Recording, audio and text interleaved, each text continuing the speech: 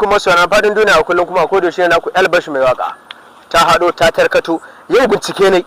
sai na samu masoyi na gaskiya ko baka bane na san domin Allah kai masoyi ne na gaskiya baka yaudara yan mata baka ni na sani to zai ga muga masu sauraro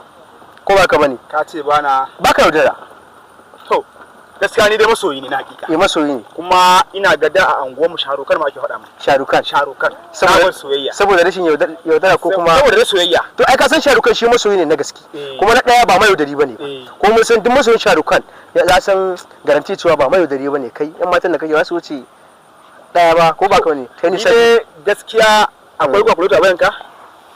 a'a to ai babu da matar kwakuleta to gaskiya ni dai na yi yan mata gaskiya to amma ka san da yake su ma yan matan ba su da tabbas kamar tayar mota misali inda ka yarda kai a soyayya ka yarda da kanka ka gane mu abin da muke so ka gane mu wannan so muke mu tabbatar da soyayya ta gaskiya ko ba ka bane saboda me capacity na kare fitaccen soyayya ka fahimta domin Allah mutane suna kallon ka ma sauraro ka gaya mana adadin yan matan ka tsakaninka da Allah kake mana ƙarya a yanzu ko a da idan kai mana ƙarya ko na san dole wata ta ce ai wani ai saurayi ne kuma ka yarda ta ka gaya mana tsakaninka da Allah yan matan ka na domin Allah na san baya magana gaskiya dai tun da dai kace Allah a halin yanzu ni ina da budurwa yan mata daya kuma wacce na rike mu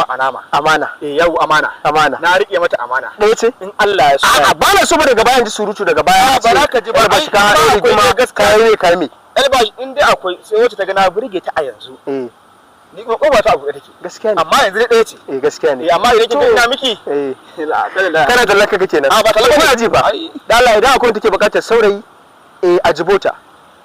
wanda yake kare mutuncin soyayya capacity a soyayya to ga zaman ko ba ka bane sai ku samu kuma sirki kun yarda cewa buduro shi daya idan kuma ku da ba ku samu wani da kuma sirki Albash mai waka Allah ya kara arziki za ta hada amma insha Allah